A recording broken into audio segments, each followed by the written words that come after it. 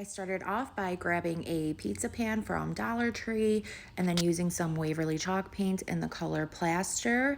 I just began painting the outer edge of that pizza pan. You don't have to worry about covering up the middle because we're going to cover that up anyways. This requires 2 coats, and then you want to just allow everything to completely dry. I then got this star scrapbook paper from Hobby Lobby. I'm going to be using that sticker from the pizza pan to trace out the scrapbook paper. So just use a pen, pencil, marker, whatever you have, trace that out, and then go ahead and cut that tracing right out. And now you have a perfect half circle that fits inside of that pizza pan.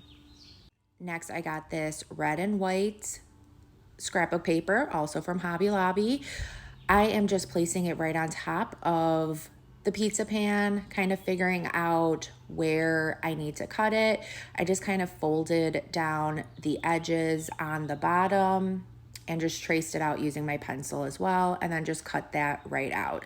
Now this does not have to be perfect because, again, going to be covering that up later on in the video. So once I had those scrapbook papers cut out, grabbing my handy dandy Mod Podge, applying a generous but thin amount of that onto the pizza pan, applying the striped scrapbook paper first, smooth it out with your fingers, make sure that there's no wrinkles or air bubbles, and then just added some more Mod Podge and applied the star scrapbook paper. Let that completely dry, and then to seal and protect it, just go over it again with another coat of Mod Podge and allow that to dry. And now to cover up the cut edge around the scrapbook paper, just grabbing some nautical rope, and I'm just gonna hot glue that all around the pizza pan. And then to cover up the cut edge in between the stars and the striped scrapbook paper, I'm just using some of this striped ribbon that also came from Hobby Lobby, and I'm just going to begin hot gluing that right in between those 2 scrapbook papers. If you have some excess ribbon, just flip it upside down and hot glue that to the back of the pizza pan.